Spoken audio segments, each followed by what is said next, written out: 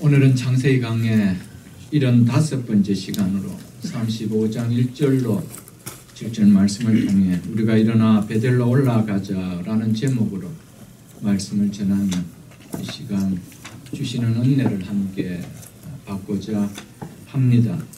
오늘 본문은 야곱의 인생에 있어서 삶의 변화를 가져오는 절정의 사건이라 할 수 있는 내용입니다. 오늘 본문은 우리가 익히 너무나 잘 알고 있는 말씀입니다. 그렇지만 이미 알고 있는 말씀이지만 그 속에 주시는 또 한 번의 메시지를 통하여 큰 은혜가 있기를 축복합니다. 오늘 본문은 이렇게 시작되고 있습니다. 35장 1절을 보겠습니다. 하나님이 야곱에게 이르시되 일어나 베델로 올라가서 거기 거주하며 내가 내 형 에서의 낯을 피하여 도망하던 때에 내게 나타났던 하나님께 거기서 제단을 쌓으라 하신지라. 하나님께서 야곱에게 이렇게 말씀을 주신 그때가 야곱에 있어서는 어떤 상황에 놓여 있을 때였습니까? 사랑하는 딸 디나의 사건으로 야곱의 아들들이 세겜 추장의 집안은 물론이고 그 땅의 장정들까지 칼로 죽이는 일로 인해 이들의 보복으로 야곱과 그의 가족들이 이제 다 죽게 될지도 모른다는 두려움 속에 떨고 있을 때였습니다.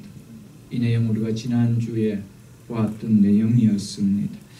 야곱이 이런 절망과 두려움, 위기 상황에 놓였을 때 하나님이 야곱에게 이르시되라며 하나님께서 야곱에게 말씀하셨다라고 오늘 성경은 기록하고 있습니다.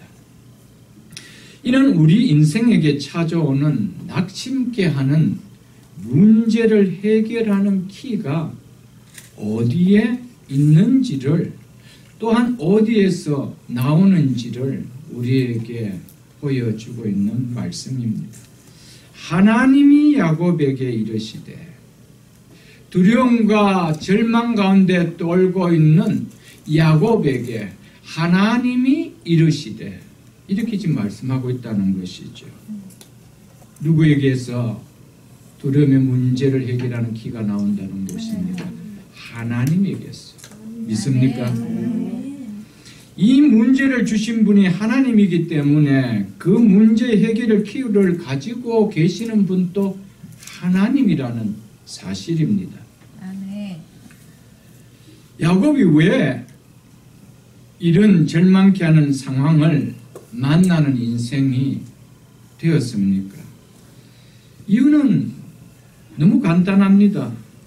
그가 하나님 말씀을 경홀히 여겼기 때문입니다. 그래서 하나님의 말씀을 벗어나는 길을 갔기 때문이었습니다. 야곱을 통해서 우리는 인생에 피하고 싶은 많은 문제는 바로 하나님의 말씀을 벗어남으로 만나게 되는다는 사실을 우리는 깨달을 수 있기를 바랍니다. 말씀을 벗어나 만난 문제이므로 말씀이 들릴 때 또한 해결되어진다는 것입니다.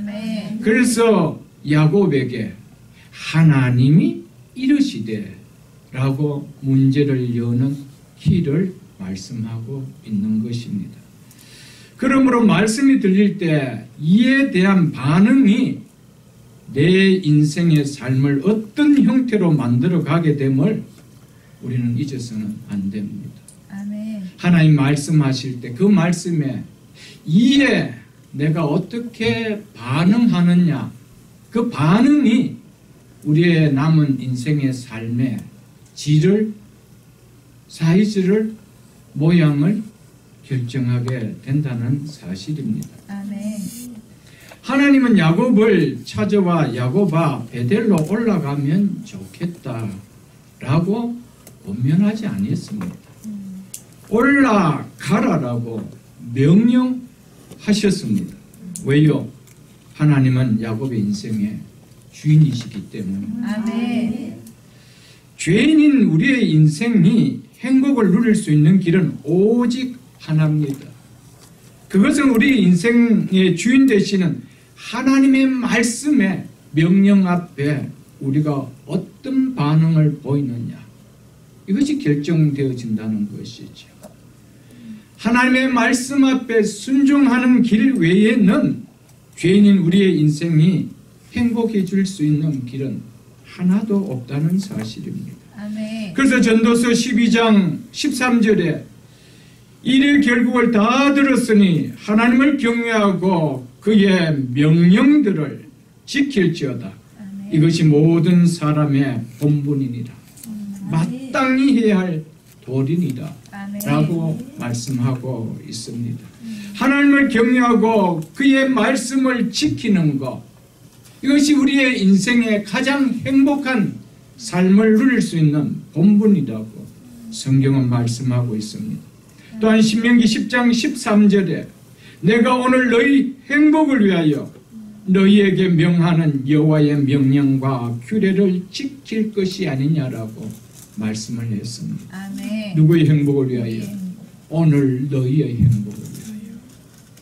여러분, 우리의 행복의 결정은 하나님 말씀의 순종이냐 불순종이냐 여기에 달려있음을 우리는 오늘 본문을 통해서 또한 잊어서는 안 됩니다. 아멘.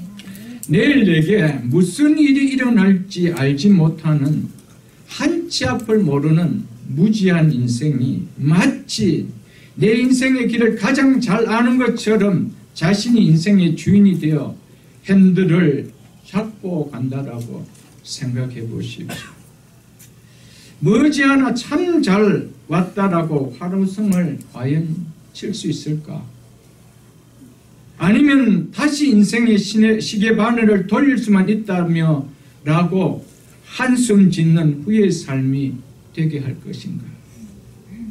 그것은 우리가 말씀 앞에 어떻게 반응하며 내가 내 인생의 핸들을 잡고 갈 것인가, 내 인생의 주인 되시는 하나님께 맡기고 나는 따라갈 것인가, 그 결과에 대해서 우리는 생생하게 이 다음 체험하게 되어질 것입니다. 우리는 하나님 말씀을 하나님 말씀으로 여기지 않고 받지 않는 불순종이 나의 모든 삶에 만나고 싶지 않은 문제를 만나게 되는 것임을 우리는 기억하고 살아야 됩니다. 아멘. 구약이 나는 이스라엘 백성을 통해서 이 사실을 너무나 생생하게 우리에게 보여주고 있지 않습니까?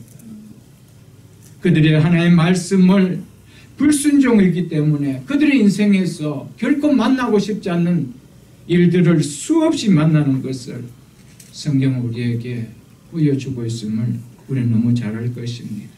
그래서 잠언 13장을 한번 펴보십시오. 구약 성경 924쪽입니다. 잠언 13장 13절에 이렇게 말씀하고 있습니다.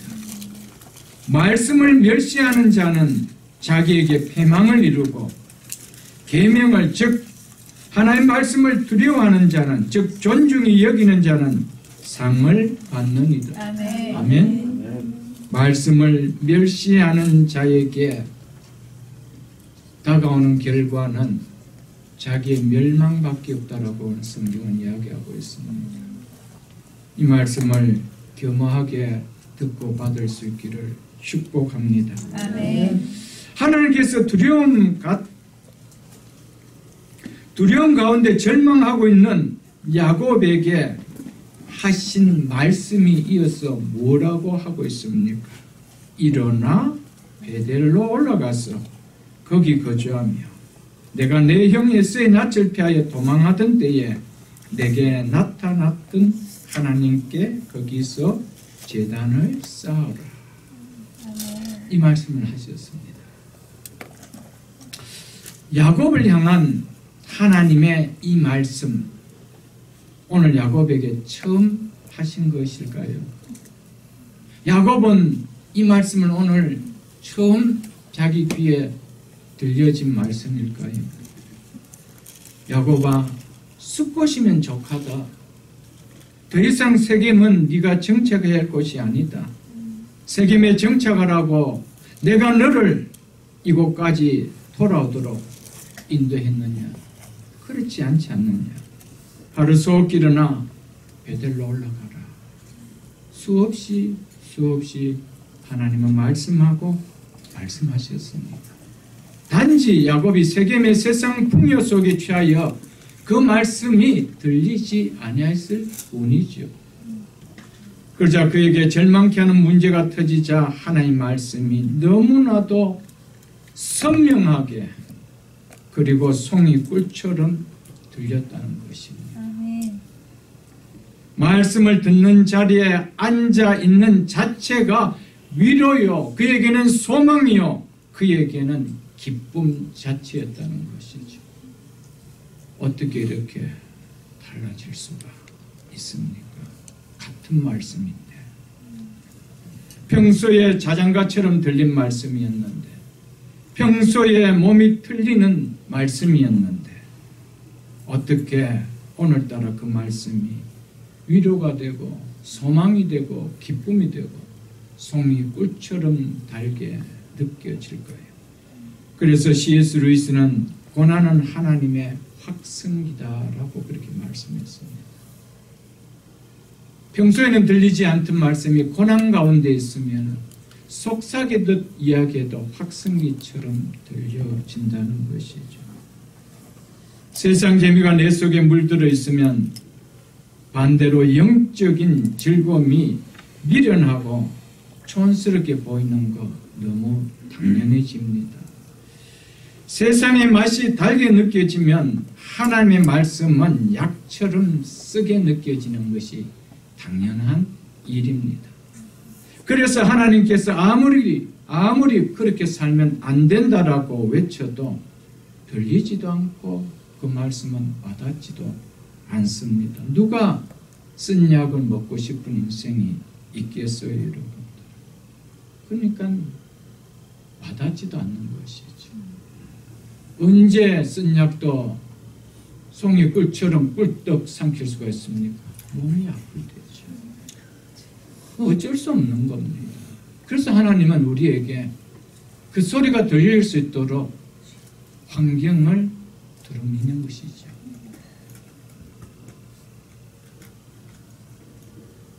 그래서 시편 119편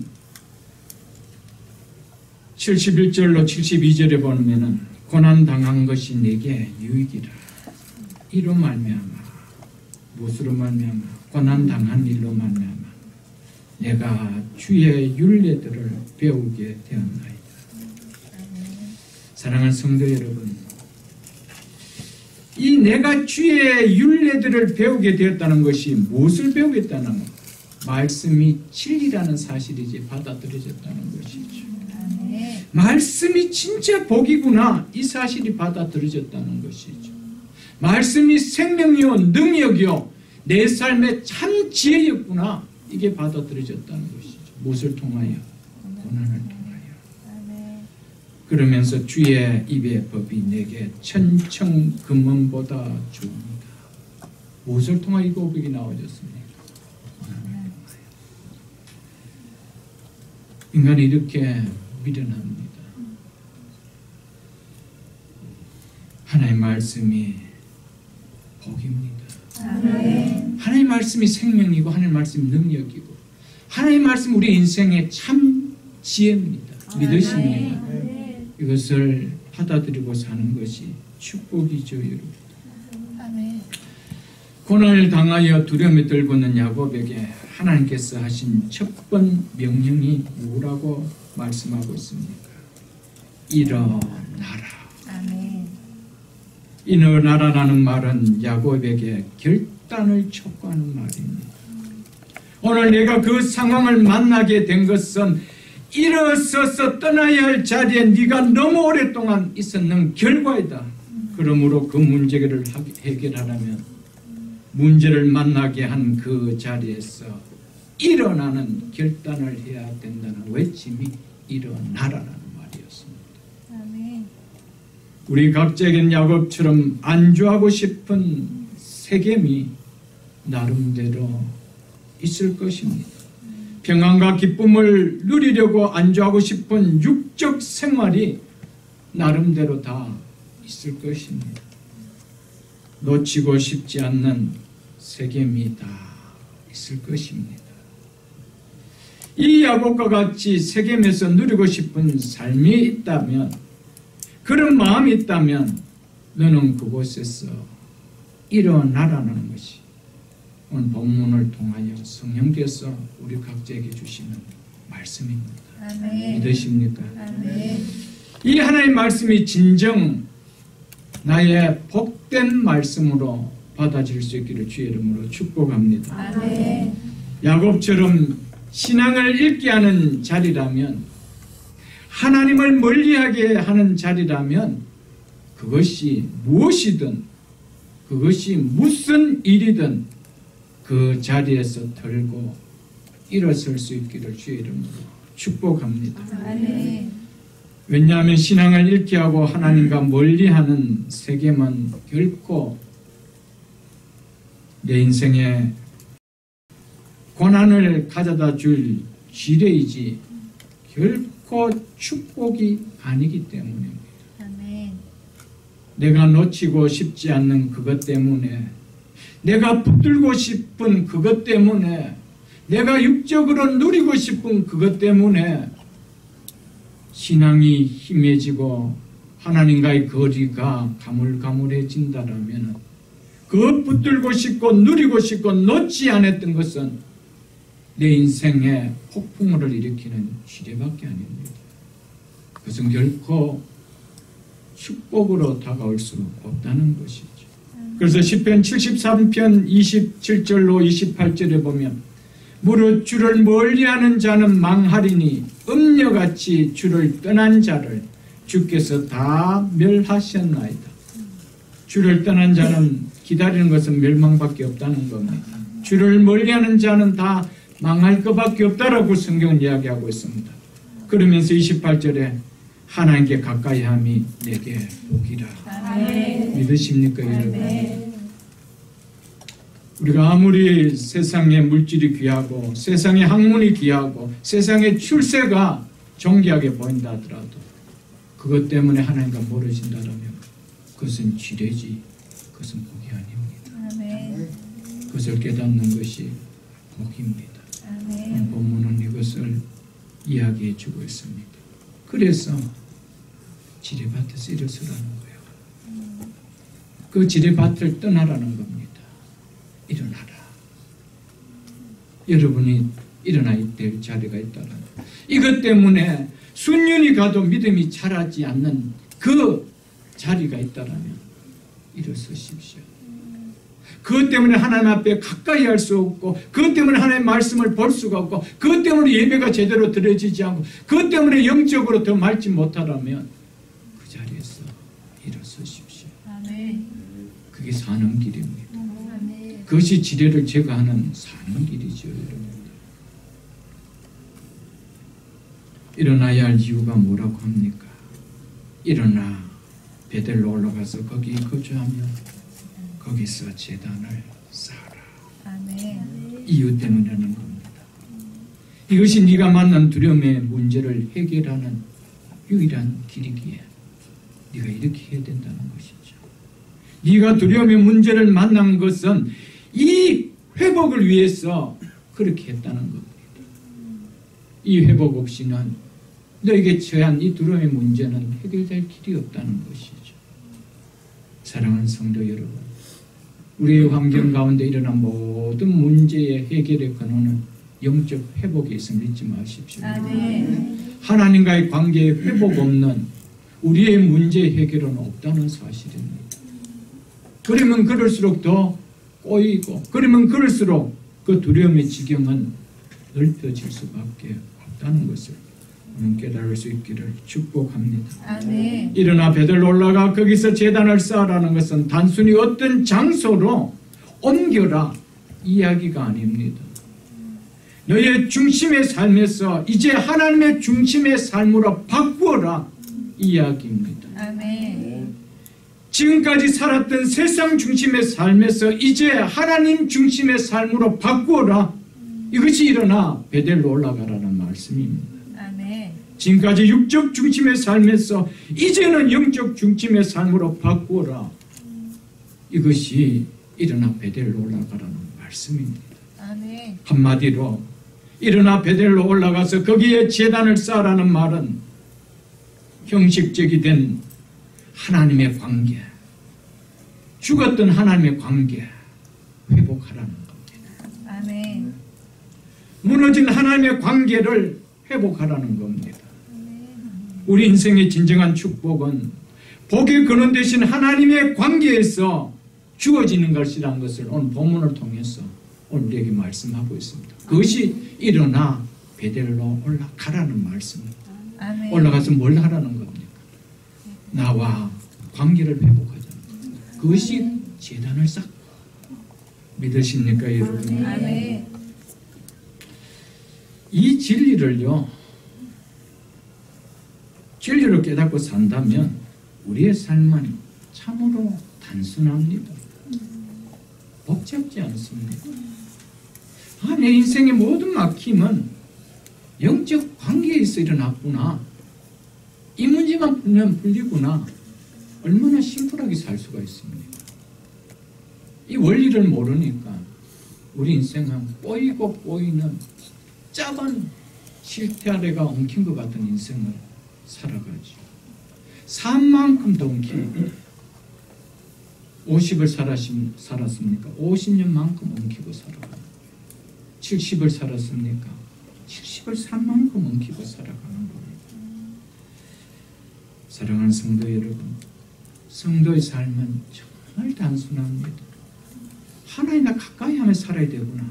이거 하나는 다 해결되어지는 거예요. 아멘. 왜 우리가 그렇게 복잡하게 삽니까?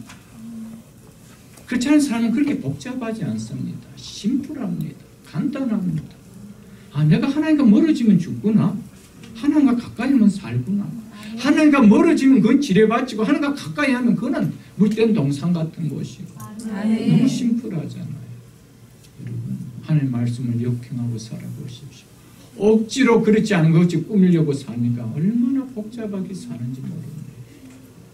사랑하는 성도 여러분, 일어나 베들로 올라가서 하나님과 회복하는 삶을 사십시오. 여기 우리의 모든 막혔던 문제가 열립니다. 우리의 꼬였던 문제가 풀어집니다. 닫혔던 문제들이 열려짐이 거기 있습니다. 믿으십니까 여러분?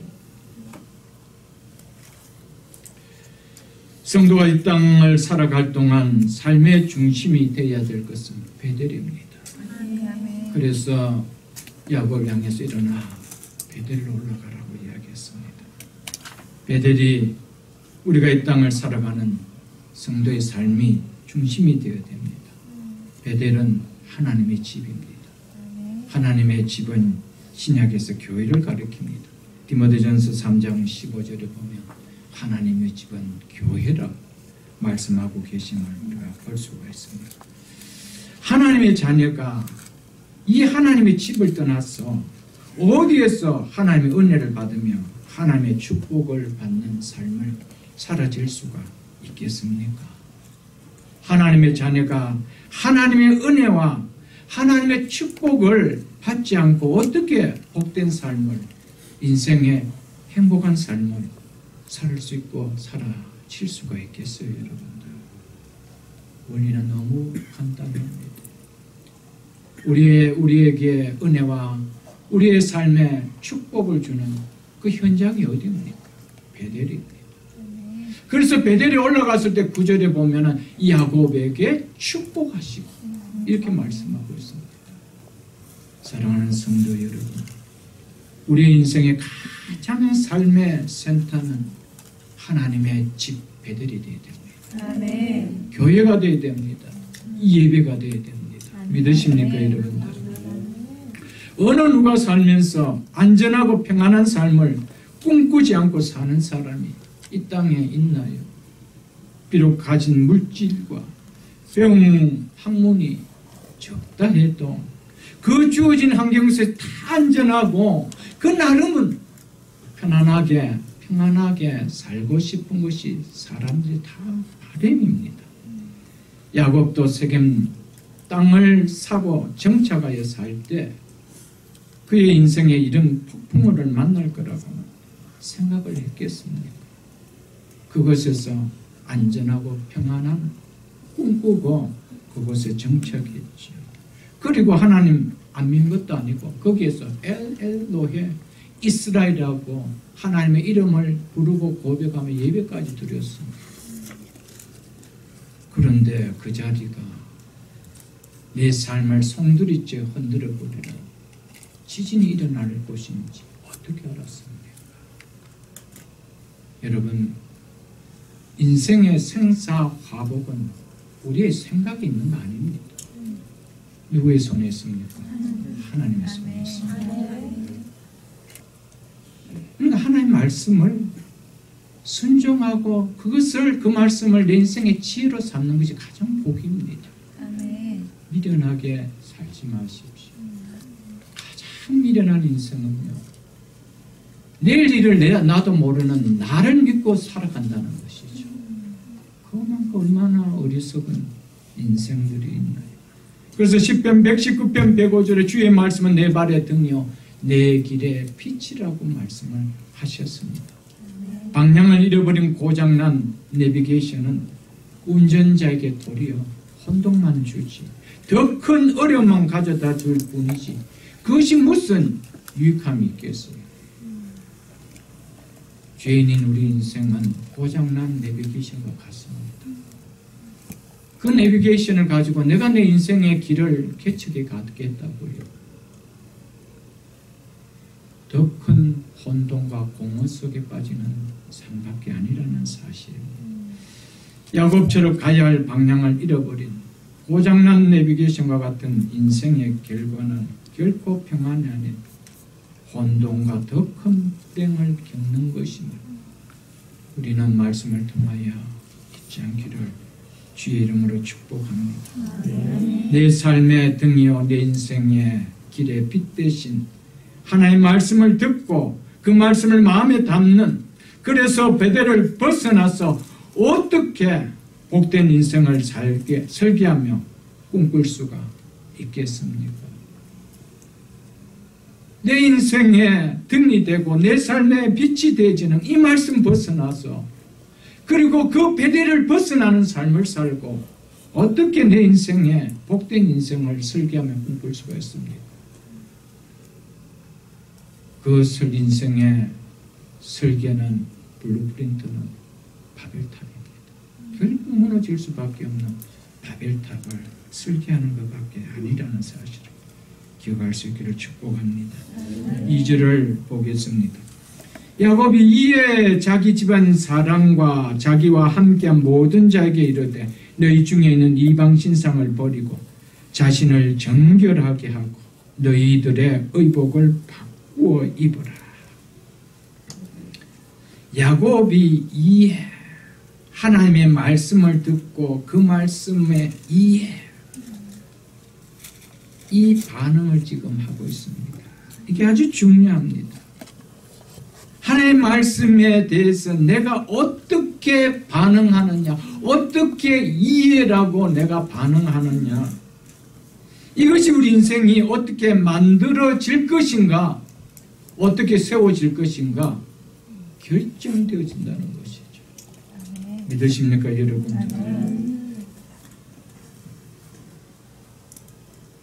하나님의 말씀 앞에 야곱이 보인 반응이 무엇이었습니까? 우리가 일어나 베델로 올라가자. 바로 그렇게 반응하지 않았습니다.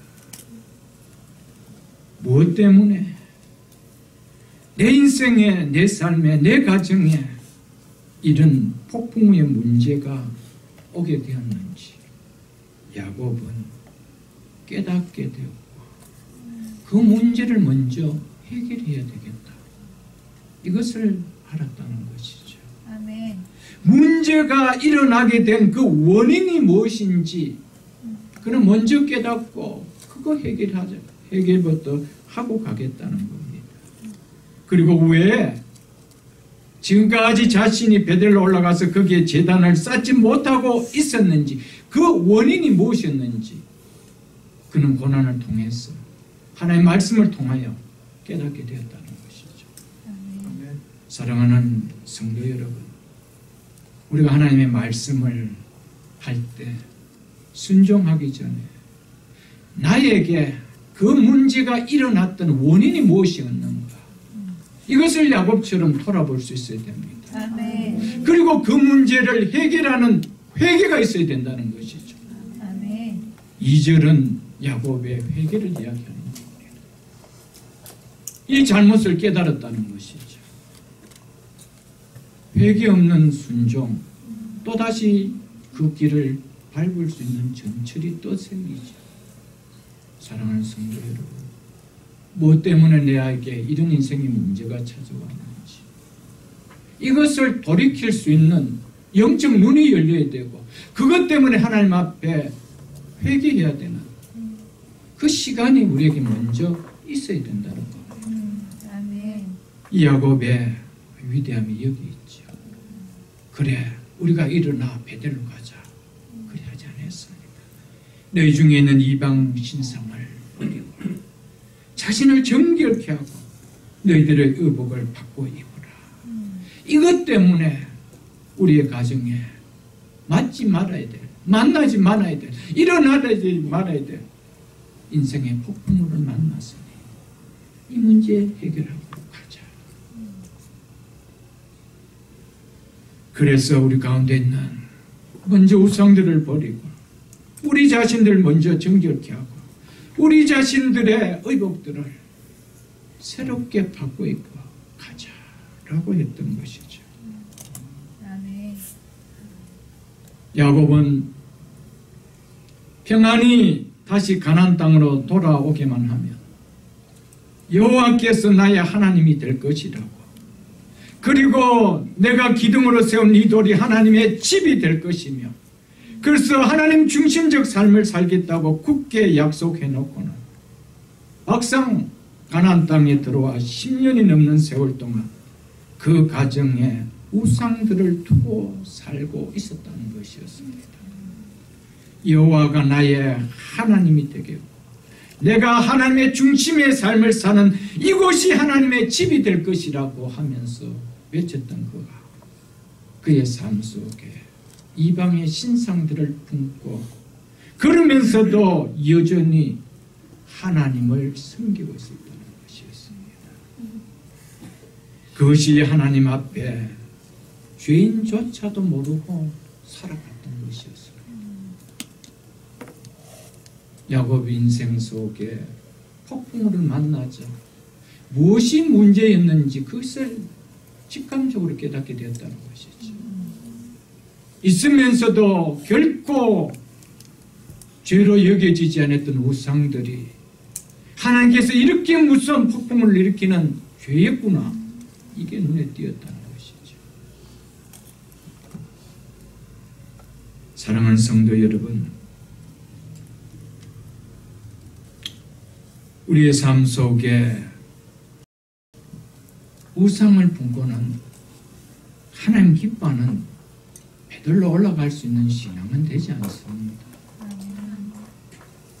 하나님은 베들로 올라가는 영적 올라감이 있는 영성을 갖기 전에 이 땅에서의 가졌던 세상 문화들을 해결하라는 거예요. 사랑하는 성도 여러분, 성경은 우상을 정의하기로 하나님보다 더 사랑하는 것이 있다면 그것이 우상이라고 정의하고 있습니다. 그리고 무엇이든지 그것이 자기를 위한 것이라면 우상이라고 정의하고 있습니다. 우리는 비록 무슨 신상을 만들어 놓고 내 가정에 두고 있지 않다라고 한다 할지라도 내가 하나님보다 더 사랑하는 것이 있다라면 그것이 우상인 줄 아십시오. 아멘. 이것이 나를 위하여 존재해야 된다라고 해서 이것을 나를 위하여 붙들고 있다라면 그것이 우상인 것을 잊지 마십시오, 여러분들. 아멘. 그래서 디모데후서 3장 1절 2절에 보면 세상의 마지막 때가 가까울수록 나타나는 첫 번째 현상이 있는데 그 현상이 사람들이 자기를 사랑하며 돈을 사랑하는 것이라고 했습니다. 이것이 첫 번째 현상이라고 했습니다. 하나님보다 자기를 사랑하는, 하나님보다 돈을 사랑하는, 이것이 말세에 나타나는 첫 번째 현상이라는 것. 이것은 능크찬에게 하는 이야기가 아닙니다. 공동체 속에 지금 던져주는 이야기입니다. 하나님보다 자기를 사랑하며 하나님보다 돈을 사랑하며 나를 위한 우상을 내가 품고 사는 것, 그 결론은 파멸입니다. 그래서 골로새서 3장을 한번 펴보십시오. 327절에 327페이지 골로새서 3장 신약성경 327쪽 골로새서 3장 5절로 6절 말씀을 제가 읽어드리겠습니다. 그러므로 땅에 있는 지체를 죽이라. 곧 음란과 부정과 사욕과 악한 정욕과 탐심이니 탐심은 우상 숭배니라. 이것들로 말미암아 하나님의 진노가 임하느니라. 아멘. 우상 숭배의 결론은 하나님의 진노입니다. 피할 길 없습니다, 여러분. 왜냐하면 하나님의 말씀은 진리이기 때문에. 탐심이 우상이래요. 무엇이 탐심입니까? 자기를 사랑하면 사랑할수록 나타나는 현상은요, 자기를 위한 욕심이 생기는 거예요. 그래서 마지막 때가 가까울수면 하나님보다 자기를 사랑하는 현상이 나타납니다. 이게 우상이라는 겁니다. 믿습니까, 여러분들? 두렵고 떨림으로 들을 수 있기를 바랍니다. 여러분, 하나님을 바라보고 하나님께 가까이 하는 영적인 것보다 그것을 뒤로 물리고 육적인 것을 붙들 수만 있다면 그걸 붙들겠다라고 한다면 그건 자기를 사랑하는 거예요. 그게 우상입니다. 하나님 때문에 그것을 놓을 수 있다면 그건 정말 하나님을 섬기는 것이죠. 주님이 가까이, 주님이 오시기 가까우면 가까울수록 나타나는 현상은 하나님보다 자기를 사랑하며 하나님보다 돈을 사랑하는 것이 특징이라고 이야기했습니다. 골로새서는 그걸 그렇게 해서 우상 숭배라. 하나님을 사랑한다라면 거룩한 욕망은 생길 수가 있습니다. 주를 위해서 내가 무엇을 할까? 자기를 위한 욕심은 생기지 않습니다. 내 이름을 어떻게 드러낼까? 주의 일을 하면서 그런 것도 없습니다. 나를 통하여 주의 영광이 얼마나 더 드러날까? 사랑하는 성도 여러분, 나를 드러내고 싶은 어떤 것도 죽이십시오.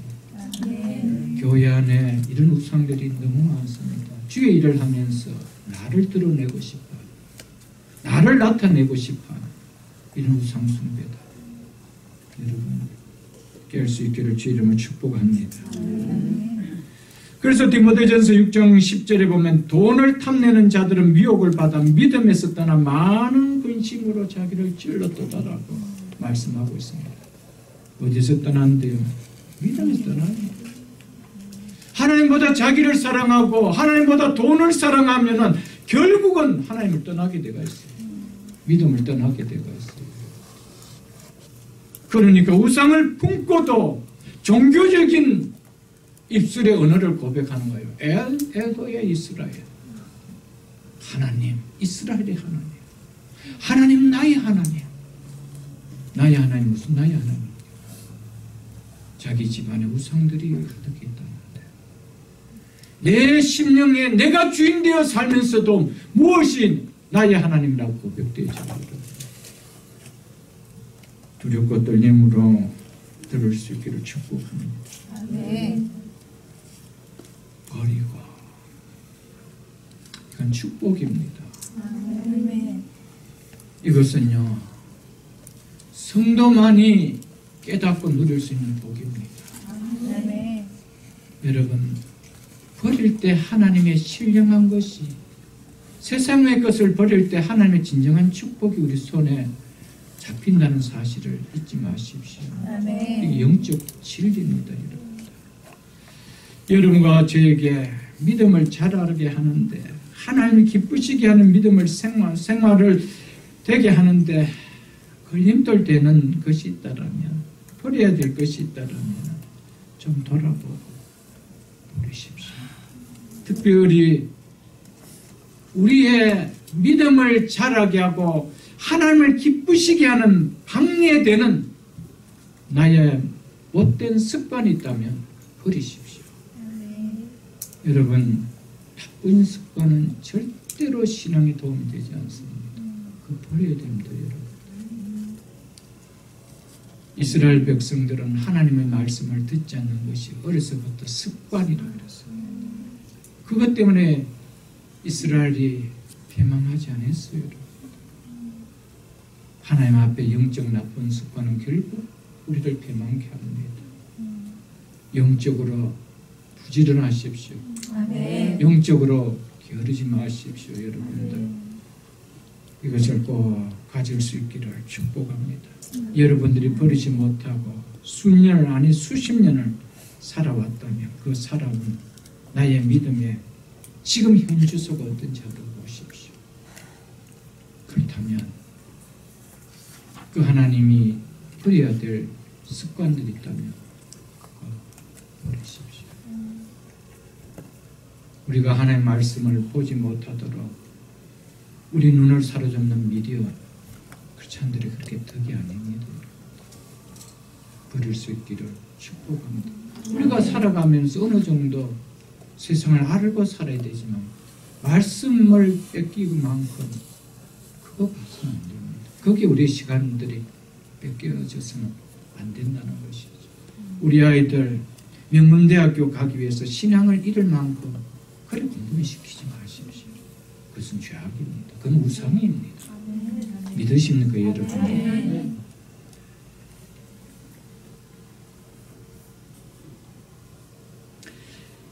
삶의 목적이 분명할수록 버려짐에 단순함이 생기집니다. 왜 야곱이 버리지 못하고 지금 돌아서 보니까 버려야 할 것이 얼마나 집에 많습니까? 버려야 될 옷도 있고 버려야 될 귀걸이도 있고 우상들도 있고 너무 많아요. 여러분, 야곱이 내가 가야 될 인생의 목적을 잃어버리기 때문에 그렇게 살아간 거예요. 여러분, 인생의 걸음에 목적이 분명하면요, 우리의 인생은 심플합니다. 그렇게 더덕더덕 온갖 것 다 끼워안고 그렇게 살지 않습니다. 그래서 성경은 생명의 길은 좁다라고 이야기했습니다. 생각과 세상의 온갖 것 다 이고 지고 갈 수 있는 넓은 길이 아니란 말이에요. 단순합니다. 심플합니다. 믿으십니까? 네. 먼저 그의 나라와 그의 일을 구하라. 먹든지 마시든지 무엇을 하든지 다 하나님의 영광을 하라. 이게 우리의 삶의 성도의 골 아닙니까? 인생을 살아가는 골 아닙니까? 이 골이 분명하다면 무엇이 그렇게 우리가 복잡하고 세상에 버려야 될 것을 다 안고 그렇게 살아갈 수 있겠어요? 여러분들? 주님을 알면 알수록 그분 한 분만으로 만족되고요. 그 외의 거는요, 별로 갖고 싶지도 않고 별로 타고 싶지도 않고 별로 붙들고 싶지도 않습니다. 정말 삶이 심플해집니다. 네. 여러분의 삶이 심플한지 복잡한지 영적인 것과 세상적인 것과 하나님의 생각과 세상 가치관과 범벅이 돼서 복잡한지 어떤지 여러분 돌아보십시오. 복잡하면 복잡할수록 기도가 나오지 않아요. 복잡하면 복잡할수록 하나님 앞에 영적으로 바로 서는 것이 너무 힘들어요. 사순절을 지내면서 주님의 마지막 가실 때 이 땅에 다 놓고 마지막 자신이 입었던 옷까지 다 놓고 우리를 구원하시는 십자가는 달랑매고 가셨습니다. 우리의 삶은 그렇게 복잡하게 살지 않기를 축복합니다. 아멘.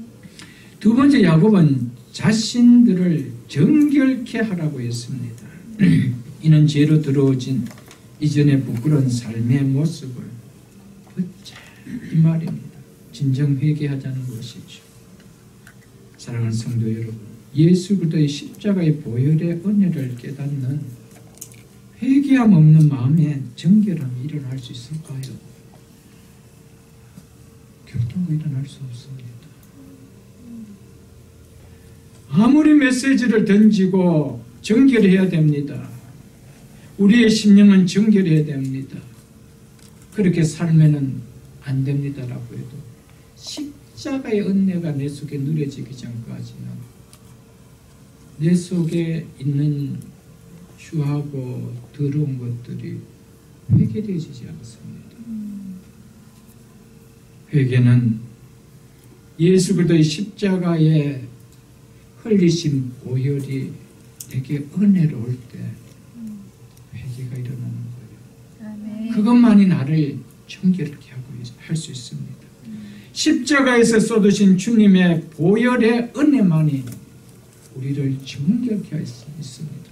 그래서 우리가 하나님 앞에 나아갈 때, 기도할 때 십자가의 보혈의 은혜를 의지하고 그 보혈을 의지하고 회개하는 거 아니에요, 여러분? 아멘. 찬송가 252장에 보면은 나의 죄를 씻기는 예수의 피밖에 없네. 나를 정케 하시는 예수의 피밖에 없네. 예수의 흘린 피 날 희게 하오니 귀하고 귀하다. 예수의 피밖에 없네. 아멘. 예수의 보혈 외에는 우리 어떤 죄도 씻길 수도 없고요. 죄가 죄로 느껴지지도 않고 보여지지도 않고 보여줘도 그것을 회개하고 가야 되는지 느껴지지가 않는 거예요.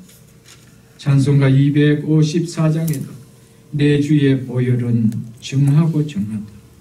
내 죄를 정케 하신 주 날 오라 하신다. 내가 주께로 지금 가오니 골고다의 보혈로 날 씻어주소서. 아멘. 십자가의 보혈, 골고다에서 흘리신 예수 그리스도의 보혈, 이 보혈의 은혜를 깨닫는 자만이 내 속에 추한 것이 보이고요. 덕지덕지 붙어있는 더러운 것들이 보여집니다.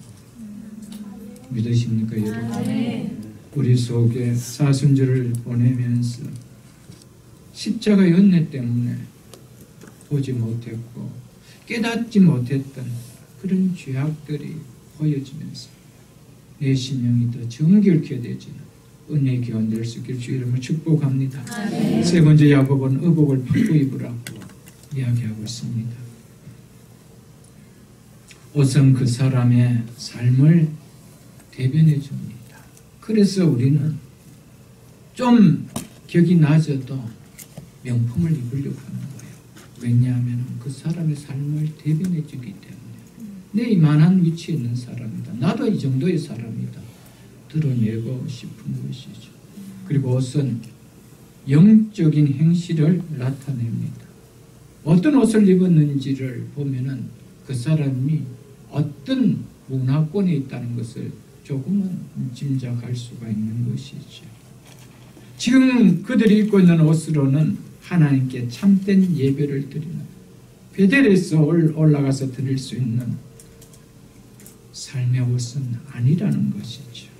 세계 문화와 세계의 가치관에 찌든 옷이었던 것을 알았습니다. 그것을 벗으라는 것이었습니다. 세겜과 베델의 차이 무엇일까요, 여러분들?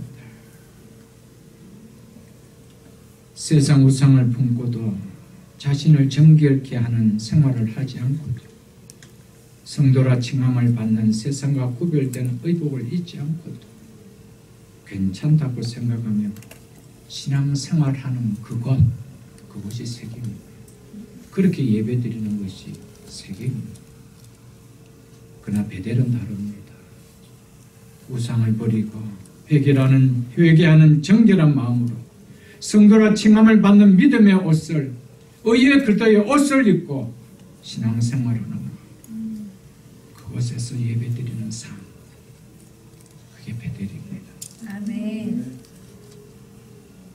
여러분과 저는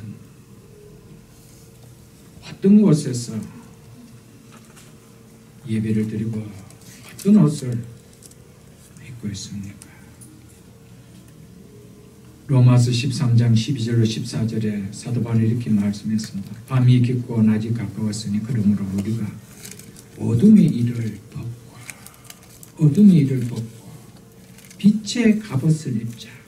낮에와 같이 단정히 행하고 방탕하거나 술 취하지 말며 음란하거나 호색하지 말며 다투거나 시기하지 말고 오직 주 예수 그리스도로 옷 입고 정욕을 위한 육신의 일을 벗어버리자. 도모하지 말자라고 이야기했어요. 믿으십니까 여러분? 네. 사랑하는 성도 여러분, 우리는 교회에 나오니까, 하나님 집에 나오니까, 베델에 오니까, 예배를 드리니까 이 차원을 벗어나야 됩니다. 이 차원을 벗어나야 돼요. 제가 바이블 스터디 하면서도 그 이야기를 드렸지 않습니까? 내가 교회에 나오는 것을 가지고 나는 교인이다, 성도다, 신자다, 그러면 안 된다라고 얘기했습니다. 하나님이 나를 택해 주시고 불러주셔서 내가 교회에 와서 하나님을 섬기는 자가 되었다. 이것이 내가 성도가 되고 신자가 된다라고 이야기할 수 있어야 된다는 것이죠. 내가 교회 와서 예배드리기 때문에 나는 신자다, 하나님의 백성이다, 이런 착각을 없게 해야 됩니다. 세겜에서 드리는 예배가 하나님 기뻐하는 예배라면 왜 그때요 야곱의 삶 속에 폭풍우를 일으켜서 베델로 올라가게 합니까? 그의 삶 속에 있는 모든 지저분한 것들 다 해결하고 올라가게 합니다. 그 예배를 받으시고 이제 다음 주에 보겠지만 하나님은 야곱을 축복하셨다라고 이야기했습니다. 여러분, 하나님은 깨끗하고 거룩하신 분입니다. 우리의 심령이 추하고 더러운 그릇 속에 하나님의 깨끗한 복을 부어드리고 싶지 않은 분이십니다. 믿으십니까 여러분들? 특별히 우리의 궁극적인 베델, 하나님의 집은 어딜까요? 영원한 하나님이 계시는 천국입니다. 아멘. 영원한 베델인 천국은요, 결코 세겜과 하나님을 겸하고도 올라갈 수 있느냐? 갈 수 없다라는 것을 영적으로 보여주는 사건입니다, 여러분. 아멘. 우리 이 사실을 좀 깨달아야 됩니다. 천국은 우상을 품고도 갈 수 있는 나라가 아닙니다. 천국은 정결한 심령이 아니라도 갈 수 있는 곳이 아닙니다, 여러분들. 세상의 옷을 입고도 갈 수 있는 곳이 천국이 아닙니다. 천국은 거룩한 하나님이 계시는 곳입니다. 그래서 우상을 버리고 정결한 마음과 세상에 들어온 옷을 벗어버리고 예수 그리스도의 의의 옷을 입지 않고는, 그 의복을 입지 않고는 들어갈 수 없는 곳이 천국입니다. 이것을 영적으로 베델 사건을 통하여 우리에게 궁극적으로 보여주는 메시지입니다. 그래서 히브리서 12장 14절에 이렇게 말씀하고 있습니다. 한번 펴보십시오. 히브리서 12장 14절로 한번 펴보십시오. 히브리서 12장 14절로 한번 펴보십시오. 제가 가진 성경 367쪽입니다. 신약성경 367쪽입니다.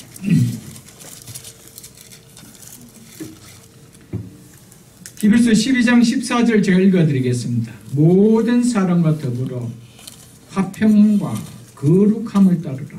이것 없이는 아무도 주를 보지 못하느니라.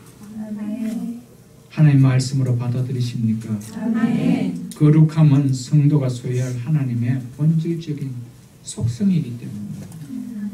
하나님의 자녀인 성도는 반드시 거룩해야 됩니다.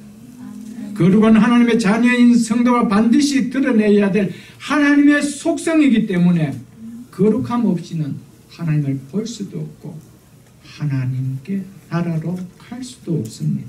그래서 그 앞에 있는 히브리서 12장 8절로 10절을 제가 읽어드리겠습니다. 이야기를 하면서 14절을 이야기한 거고, 징계는 다 받는 것이거늘 너에게 없으면 사생자여 즉 멸망의 자식이요 친아들이 아니니라 즉 하나님의 자녀가 아니니라. 또 우리 육신의 아버지가 우리를 징계하여도 공경하거든 하물며 모든 영의 아버지께 더욱 복종하며 살려하지 않겠느냐. 살아야 한다는 것은 더욱더 당연한 일이지 않겠느냐 이 말입니다. 10절 보십시오. 그들은 잠시 자기 뜻대로 우리를 징계하여도 육신의 아버지는 그렇게 하여도 오직 하나님은 우리의 유익을 위하여 그의 거룩하심에 참여하게 하시느니라. 즉 우리를 자기의 거룩하심에 참여하게 하시려고 우리에게 유익하도록 징계하십니다. 이렇게 말씀하고 있습니다. 아멘. 왜 징계한대요? 거룩하게 하기 위해서. 거룩하심에 참여하기 위해서. 그래서 거룩함을 따름이 없다라면 아무도 주를 보지 못한다라고 성경은 이야기하고 있습니다. 여러분, 이 땅의 베델은 우리가 세상에 찌든 죄를 안고 올 수가 있을 수 있습니다. 그러나 궁극적인 베델, 하나님의 집은 천국은 그렇게 해서 못 들어가요. 그래서 하나님은 우리를 거룩하기 위해서, 성화시키기 위해서 우리의 삶의 환경을 건드리서라도 다듬으시고 깨닫게 하시고 깨닫게 하신다는 사실을 잊지 마시기를 바랍니다. 아멘. 3절을 보십시오. 우리가 일어나 베델로 올라가자. 내가 환난 날에 내게 응답하시며 내가 가는 길에서 나와 함께 하신 하나님께 내가 거기서 제단을 쌓으러 간다. 세겜에서 베델까지 거리는 불과 약 19마일 정도입니다. 30km가 좀 넘는 거리입니다. 걸어가도 하루 길이면 갈 수 있을 만큼 짧은 거리인데 여기 오는데 야곱이 이렇게 오랜 세월을 보냈다는 겁니다.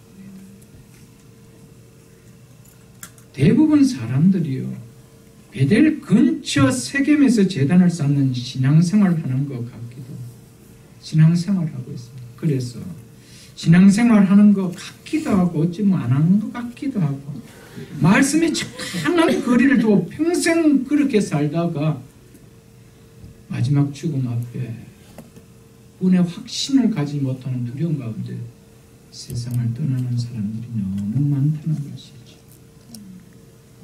여러분,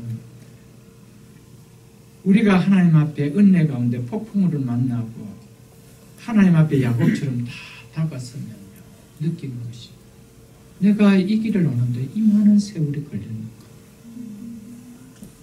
이게 고백입니다.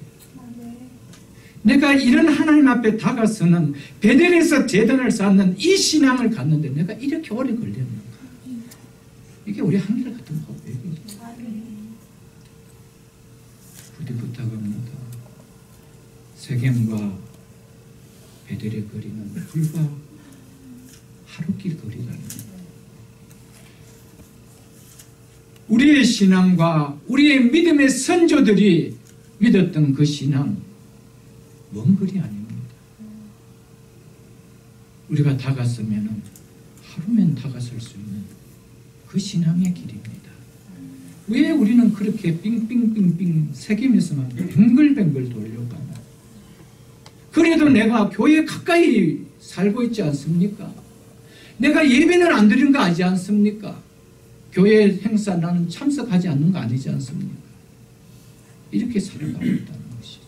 그러면서 나가면 우상은 그대로 품고 예수 그리스도의 옷은 던져버리고 내가 교회 집사라는 것이, 장로라는 것이 드러날까 부끄러워 세상 옷을 입고 세상 자리에 함께하고 그래 살고 있지 않는다는 것이죠. 여러분, 그렇게 하고라도 했어도 영원한 베델에 갈 수 있다라면 착각입니다. 이 땅에서 진정한 베델을 경험하지 못하고 진정한 베델을 꿈꿀 수 있나요? 성경은 그렇지 않다라고 이야기하고 있습니다. 그래서 거룩을 따르지 않고는 아무도 주를 볼 수 없다라고 이야기합니다. 아멘. 믿을 수 있기를 주의 이름으로 축복합니다. 아멘. 성경은요, 과거에 일어난 일이 사실이다, 이것을 알리기 위하여 기록한 역사책이 결국 아닙니다. 그 일어난 사실을 통하여 오늘 우리에게 교훈케 하시기 위해서 기록한 말씀입니다. 아멘. 오늘 우리 자신을 비추어 주기는 거울이 되기 위하여 기록해 놓은 말씀입니다. 그래서 고린도전서 10장에 이렇게 말씀하고 있습니다. 한번 펴보십시오. 고린도전서 10장 11절 말씀입니다. 275쪽입니다. 275쪽. 고린도전서 10장 11절입니다. 제가 읽어드리겠습니다. 그들에게 일어난 이런 일은 이 그들은 구약의 사람들입니다. 사도 바울이 이야기하고 있습니다. 그들에게 일어난 이런 일들은 모든 사람에게 본이 되게 본보기가 되고 또한 말세를 만난, 즉 마지막 때를 살아가는 우리를 깨우치기 위하여 기록되었느니라. 믿습니까 여러분들? 여러분, 야곱의 사건이 왜 기록되어 있습니까? 우리를 깨우치기 위하여, 우리를 교훈케 하기 위하여. 그래서 선줄로 생각하는 자는 넘어질까 조심하라고 이야기하고 있습니다. 이어서 여러분, 세겜, 괜찮아, 다들 이렇게 요즘 신앙생활하고 있는데 나는 세겜에서 조금 베델레 가까이 왔지 않느냐, 그런 착각 속에, 교만 속에 살아가고 있다는 것이죠. 주님은 베델 근처 온다 해도 원치 않습니다. 베델이어야 됩니다. 아멘. 믿습니까 여러분? 아멘. 그게 우리의 신앙이 되어야 되죠 여러분. 하나님의 나라에 대한 소망이 그려지고요, 삶의 방향을 잃고 인생의 목적이 이루어져 버리면요, 우리 속에 나타나는 현상이 하나가 있습니다. 그것은 나를 사랑하게 되어 있습니다. 하나님의 나라에 대한 소망이 뚜렷하면 뚜렷할수록 내가 하나님을 위하여 어떻게 살고, 이것이 서는데, 하나님의 나라에 대한 소망이 희미하면 희미할수록 내 삶의 목적이 분명하지 않으면 않을수록 나타나는 것은 나를 사랑하는 삶이 나타납니다. 그래서 나를 위한 삶이 사라지는 거예요. 여러분이 지금 나의 삶 속에 나를 위한 삶이 더 많다라고요. 그것이 더 강하다면 분명히 여러분에게는 하나님의 나라에 대한 소망은 희미하다라고 말씀할 수밖에 없습니다. 하나님의 나라에 대한 소망이 분명한데, 내가 주의 나라를 위하여, 주의 의를 위하여 사는 것이 내 인생의 목적인데 라고 하는데, 나를 위한 삶이 강하게 드러나는 삶이 사라질까요? 없습니다 여러분. 사랑하는 성도 여러분, 베델은 바로 하나님이 기뻐하는 곳입니다. 아멘. 베델은 바로 하나님이 기뻐하는 삶이 있는 곳입니다. 여러분, 하나님이 기뻐하시는 곳, 하나님이 기뻐하시는 삶이 있는 그곳, 그곳에 하나님은 야곱을 축복하시다고 그랬습니다. 아멘. 사랑하는 성도 여러분, 여러분과 저의 남은 인생 속에 정말 우리의 삶의 목적은 하나님의 집 베델 되게 사십시오. 아멘. 그때 어떻게 하면은 그 주님 배울 것을 생각하며 그 나라에서 영원히 살 것을 생각하며 내 마음이 있는 곳을, 내 보화가 있는 곳에 내 마음이 있는 것처럼 우리는 이 땅에 쌓아두는 인생이 아니라 먼저 그의 나라와 그의 의를 위해 살아가는 분명한 목적의식이 있는 삶을 사는 자가 될 것입니다. 아멘. 이런 삶을 사는 우리 모두가 다 될 수 있기를 주의 이름으로 축복합니다. 아멘. 그러면서 야곱은 우리가 베델로 올라가자.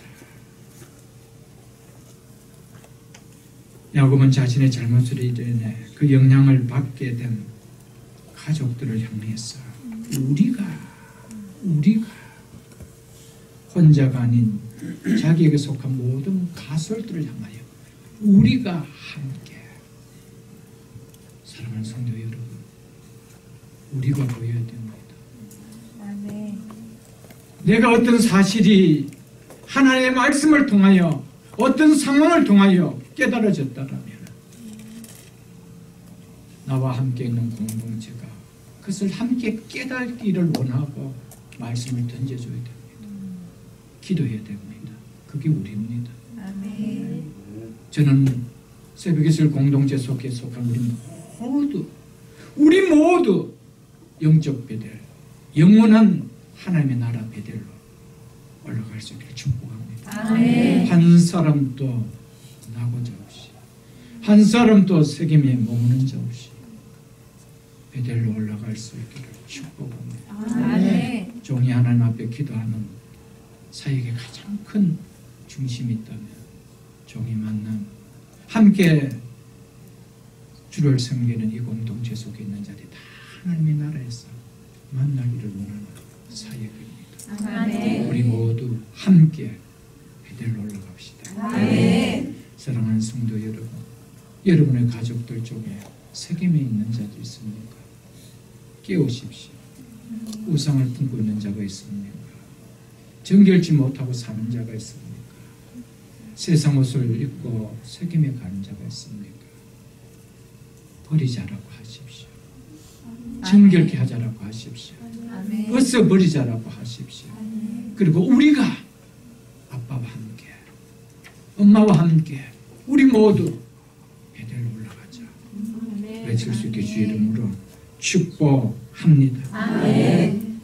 야곱이 깨어나니까 그 가족들이 다 안 깹니까? 부모가 깨어나면 자녀들이 깨는 거예요. 믿습니까 여러분? 아멘. 우리 한 사람이 깨면 다 깨는 거예요. 아멘. 먼저 내가 깨십시오. 아멘. 그때 가정이 사는 겁니다. 내 한 사람이 깰 때 우리 교회가 살고, 내 한 사람이 살 때 우리 사회가 살고, 우리 한 교회가 살 때 우리 국가가 살 수 있다는 생각을 우리 모두가 깰 수 있기를 주의 이름으로 축복합니다. 아멘.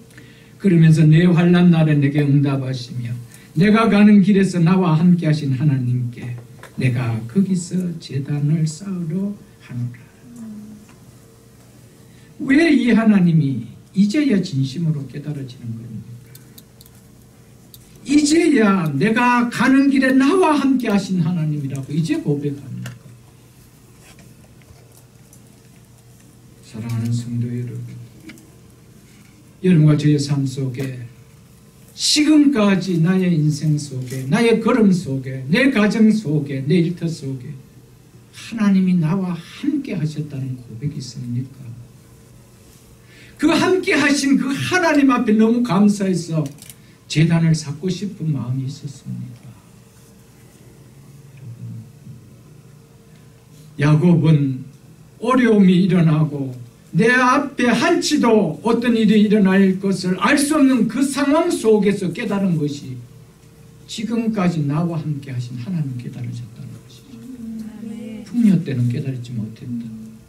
육신적으로 편안할 때 깨달아지지 못했다는 것이죠. 가장 힘들고 어려운 순간 하나님 왜 나를 버리십니까가 아니에요. 내가 가는 길에 나와 함께 하신 하나님께 여러분의 지금의 삶 속에, 여러분의 가정 속에, 일터 속에 함께 하신 하나님이 믿어지십니까? 아멘. 그 하나님의 진정한 야곱이 올렸던 감사에 제단을 올리십시오. 그 하나님 앞에 감사하며 드리는 예배 또한 우리는 너무너무 달라질 것입니다. 믿으십니까 여러분들? 아멘. 내가 가는 길에 나와 함께 하신 하나님. 야곱은 이제야 내 힘으로 살아온 것이 아니었다는 것이죠. 내 노력으로 여기까지 온 것이 아니었다는 거예요. 무엇이었다는 겁니까? 하나님의 은혜였다. 이거 고백하는 거죠. 하나님의 은혜를 고백한 그 예배, 그 제단 하는 걸 원하는 것입니다. 엘렐루야 이스라엘이라고 외쳤지만은 하나님의 은혜에 대한 고백은 없었습니다. 여러분과 저의 삶 속에 내가 가는 길에 나와 함께 하신 하나님, 지금까지 모든 삶은 하나님의 은혜였다. 이 감사가 담긴 예배, 감사가 깊숙이 담긴 예배, 이것이 하나님 기뻐하시는 베델에서 드리는 예배입니다. 이 예배가 여러분과 저의 삶 속에 있기를 축복합니다. 내가 거기서 제단을 쌓으려 하노라. 사랑하는 성도 여러분, 내 인생에 만나는 두려움의 문제를 해결하는 길은 어그러진 신앙을 회개하고 베델로 올라가는 것이죠. 그 중심에는 제단을 쌓는 겁니다. 여러분, 우리 모든 문제에 해결하는 길은 예배에 있습니다. 하나님이 기뻐하는 예배에 있습니다. 예배는 하나님의 관계의 현주소를 보여주는 모습이죠. 여러분, 하나님 이것을 통해서 야곱의 문제를 해결해 주기를 원했던 것이 있습니다. 우리의 삶 속에 예배가 진정 회복되기를 축복합니다. 세겜에서 드렸던 에도의 이스라엘, 형식적인 죽은 종교적인 언어의 고백이 아닌 하나 앞에 진정한 감사가 있는 우리의 회개가 있고 정결한 마음으로 올려드리는 이 예배의 회복이 있기를 주 이름으로 축복합니다. 아멘. 우리가 살아가면서 많은 성도들이 무너진 예배의 제단은 보지 못하고 세겜에서 쌓는 명성, 물질, 그 바벨탑 쌓는데 정신을 다 보내고 있습니다. 오늘 주님 우리를 향하여 무너진 제단을 쌓아라. 이 제단만 바르게 쌓아지면 우리 속의 모든 문제는 하나님이 해결해 주십니다. 아멘. 믿으십니까? 아멘. 무너질 세상에 바벨탑 쌓는데 명성을 쌓고 물질을 쌓고 출세를 쌓고 성공을 쌓고 이거 쌓는데 정신 보내지 마시고 내 가정에, 내 삶 속에, 내 직장 속에, 내 기업 속에 무너진 예배가 없는지, 그 재단이 없는지 그걸 또 쌓을 수 있고 회복할 수 있기를 주 이름으로 축복합니다. 아멘. 5절을 보겠습니다. 그들이 떠나 하나님이 그 사명 고호를 크게 두려워 아닙니다. 4절을 보겠습니다. 그들이 자기 손에 있는 모든 이방신들과 자기 귀에 있는 귀고리들을 야곱에게 주는지라 야곱이 그것들을 세겜 근처 상수리 나무 아래 묻었다라고 이야기하고 있습니다. 여기 나오는 귀고리는 액세서리가 아닙니다. 당시의 우상이었습니다. 우상 모양을 하고 있는 귀걸이를 하면서 자신을 보호해주는 우상이었습니다. 그 모든 것을 다 묻으라고 이야기하고 있습니다. 상수리 나무 아래 묻었다라고 이야기하고 있습니다. 역대상 10장 12절과 오늘 본문 8절에 보면 상수리 나무 아래 사람을 묻는 일이 일어납니다. 여러분, 상수리 아래 나무 아래 묻었다는 것은 그것을 더 이상 나 가까이 하지 않겠다는 겁니다. 여러분, 시체를 가까이 하고 싶은 사람 누가 있나요? 그것을 다시 묻었다가 파내는 사람 아무도 없습니다. 그렇게 처리해버렸다 이 말입니다. 여러분, 이게 회개죠. 여러분, 또 그리워서 또 달려가는 것이 아니고 그래서 상수리 나무 아래 묻어버렸다라고 이야기하고 있습니다. 여러분과 저의 삶 속에 세상의 풍속을 쫓던 모든 삶, 함께 품을 수 이제 없는 것인 줄 알고 죽은 시체까지 철저하게 땅에 묻어버리는 그런 역사가 있기를 주 이름으로 축복합니다. 네. 특별히 음란한 생각도 거기에 대한 관심도 그런 미디어조차도 다 묻어야 돼요. 그거 묻지 않으면 우리 심령은 절대로 정결해지지 않습니다. 오늘 가장 무서운 사단의 우리를 유혹하는 것은 우리 손바닥 앞에 음란한 문화가 노골적으로 있다는 사실입니다. 이건 누가 절제해 줄 수 없는 것입니다. 내가 묻지 않으면 안 되는 거예요. 내가 묻지 않으면. 사랑하는 성도 여러분, 온전하게 시체처럼 묻어버릴 수 있기를 주 이름으로 축복합니다. 5절을 보겠습니다. 그들이 떠났으나 하나님이 그 사명 고을들로 크게 두려워하게 하셨으므로 야곱의 아들들의 추격하는 자가 없었더라. 믿습니까 여러분? 네. 말씀이 들림이 일어나는 문제를 막아주고요. 진정한 회개가, 진정한 예배가 모든 두려움의 문제를 막아준다는 것을 우리에게 보여주고 있습니다.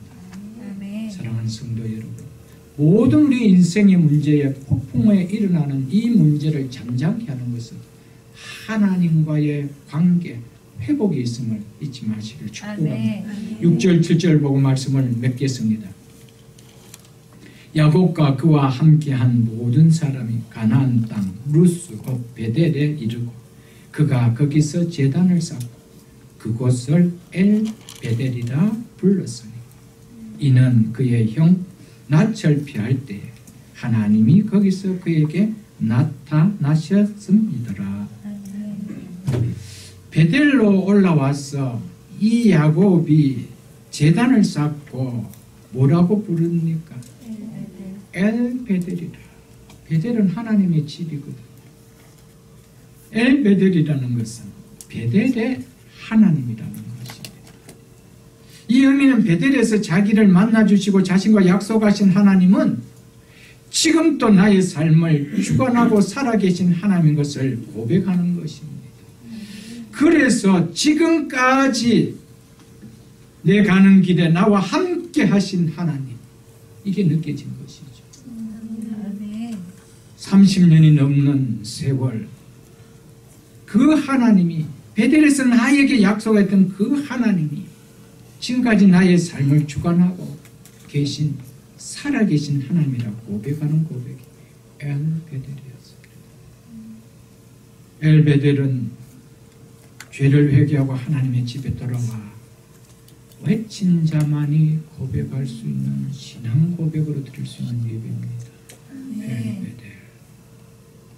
엘베델은 세상 중심의 삶에서 하나님의 중심으로, 내 중심의 삶에서 말씀 중심의 삶으로, 육적 중심의 삶에서 영적 중심의 삶으로 바뀐 신앙의 고백을 올려드리는 예배가 엘베델입니다.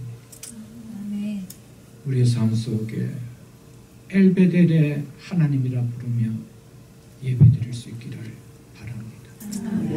하나님의 집에 계시는 하나님,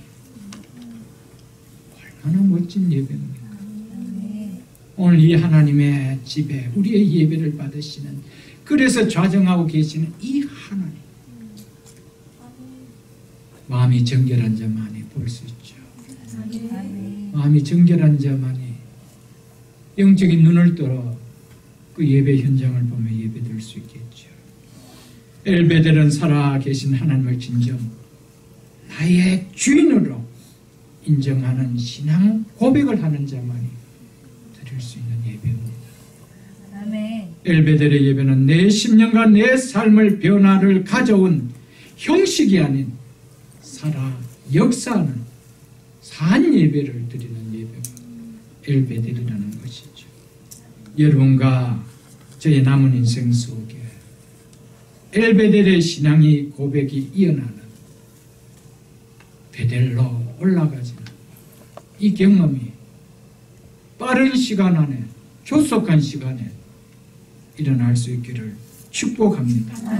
새벽 이슬 공동체가 드리는 예배가 세겜 땅에서 드리는 엘렐루야 이스라엘이라는 예배가 아니라 베델에 올라와서 엘베델이라고 부르며 예배드리는 공동체가 되었습니다. 이 공동체에 들어와서 예배드리는 모든 지체들이 다 영적인 영원한 본향인 베델로 다 올라갈 수 있는 그런 믿음이 될 수 있기를 주의 이름으로 축복합니다.